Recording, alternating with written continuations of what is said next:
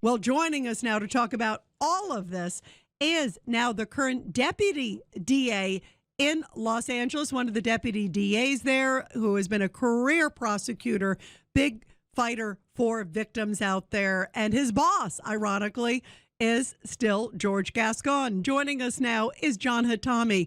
John, thank you so much for being with us. Rita, thank you so much for having me. You know, John, I couldn't believe this when I saw this guy. You know, I've heard of, prisoners kind of mocking the system and how they, game the system. But this guy is saying he's going to put a picture of your boss, George Gascon, on his face because he's like, thank you for basically making it easier for a convicted murderer like me to get out of prison. What was your reaction? What your listeners need to know is 34 cities have voted no confidence in George Gascon. 98% of the district attorneys who work for him have voted that he should be recalled. Only a third of Angelenos in the city actually approve of the job he's doing. So the only people that seem to approve of what George Gascon is doing is murderers and child molesters. This isn't an isolated incident, Rita. There are numerous times where murderers have been on jail calls praising George Gascon. There are murderers in video toasting George Gascon. We have a child molester on jail calls praising the fact that he only got a few years for molesting a 10-year-old girl. And now we have this murderer who is praising George Gascon, actually called him a champ. Can you believe that? A murderer actually called the elected district attorney a champ. And this should shock everybody in the United States, especially in Los Angeles, because the only people that really are suffering are people of color and are the victims and the victims' family members. Can you imagine if you were a family member of a murdered child and you heard that the DA was being praised by the murderer? He wanted to put his name on his forehead, and he called the DA a champ. That would be just devastating. Yeah, it is. It's shocking to me. And it just shows to me the brazenness and the confidence, even, and the cockiness. I use that phrase because it's like the arrogance of a criminal that it would be like, oh, I'm going to put it on there. I mean, to me, this is every reason why we don't want soft on crime DAs, whether it's L.A. or any other city across the country. You know, John Hatami, I want to ask you also about the Jackie Avant case, because in this case, the man arrested for murdering, she is, of course, the wife of the famed music producer Clarence Avant, and she was killed during a home invasion. The guy got sentenced to 150 years in prison, thank goodness. Hopefully he never sees the light of day. But you look at his rap sheet, it's a mile long. I mean, this is just another symptom of what's going on in the system. My prayers and thoughts go out to Jacqueline Avant's family and friends, and all the individuals have been victimized, especially during George Gascon's tenure in office. I think your listeners need to realize that George Gascon eliminated prior strike allegations when he first took office. And so he was forced to now charge strikes because my union sued him, and a judge said that he was violating the law. And so now today, George Gascon has the audacity to get in front of the cameras and try to take credit for the fact that Jacqueline Avant's killer is getting a very, very lengthy prison sentence. This is a district attorney who's against strikes. This is a district attorney who said all murderers evolve. This is a district attorney who thinks child molesters evolve. This is a district attorney who won't even allow any of us to go to parole hearings.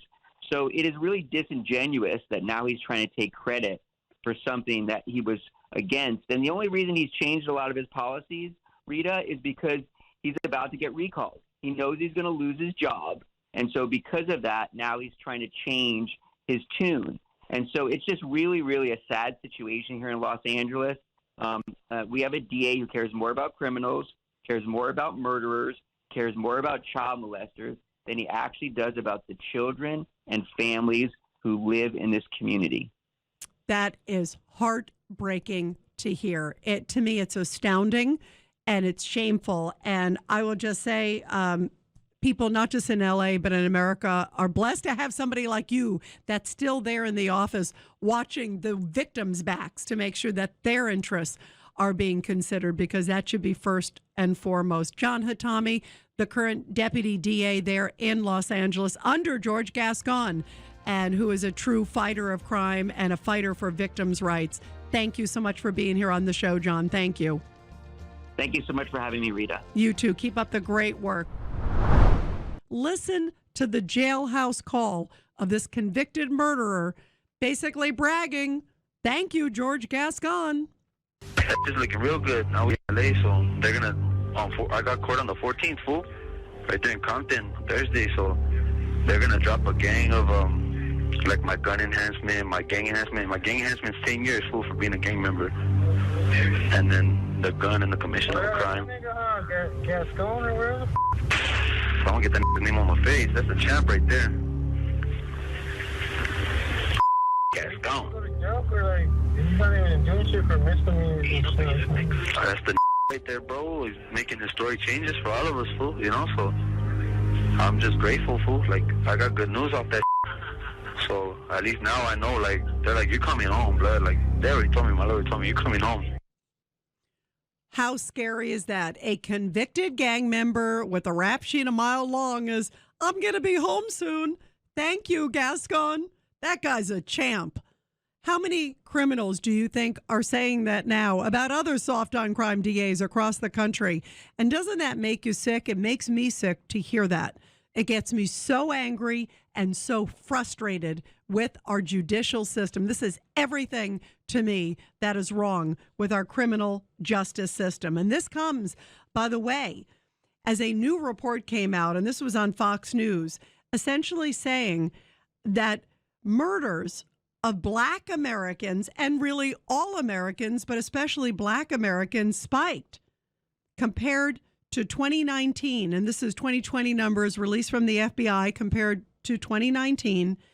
After the George Floyd, Michael Brown, Freddie Gray, all of these cases, which were, of course, where all the attention was on Black Lives Matter and all these other things, they say that this movement by Black Lives Matter, according to their study, and also the defund the police movement that came with, of course, the Black Lives Matter movement, that package created a climate for increased crime.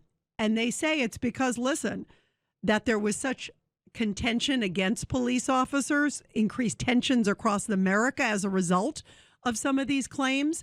Also, not as many police officers there to be able to keep an eye and keep the streets safe. Also, officers afraid to intercede, in the stop and frisk and things like that. They were afraid to kind of go with their hunches and maybe do a stop, question, and frisk because they were afraid that they'd get pulled into internal affairs. There's a lot of reasons. But listen to these numbers, that murders across the board spiked by nearly 30% in 2020 compared to the prior year, according to FBI data. And Black Americans, the number of deaths spiked by more than 32% compared to 2019. So what it's saying is that this defund the police movement not only is not good for, obviously, police officers, for everyday citizens, it's not good in fighting crime in any shape or form. I mean, I knew it, but here's some of the data that shows this. Take a listen to Judge Janine Pirro commenting about this. Police are the only barrier that we have between an anarchy and a civilized society, between barbarism and total organization. And when we start listening to people like AOC and Cori Bush, these are not experts in law enforcement. They don't know anything about law enforcement. They haven't spent their career or they haven't studied it. All right, let's talk to the people who've been in law enforcement when crimes have been knocked down, when we took it from the 90s all the way down to making New York City the safest big city in the United States. And listen, public safety and law and order is everything. And I'm telling you, the midterms are coming up, guys. Make sure that you vote for candidates that are law and order, that care about safety in your home and safety in your businesses and safety on your streets.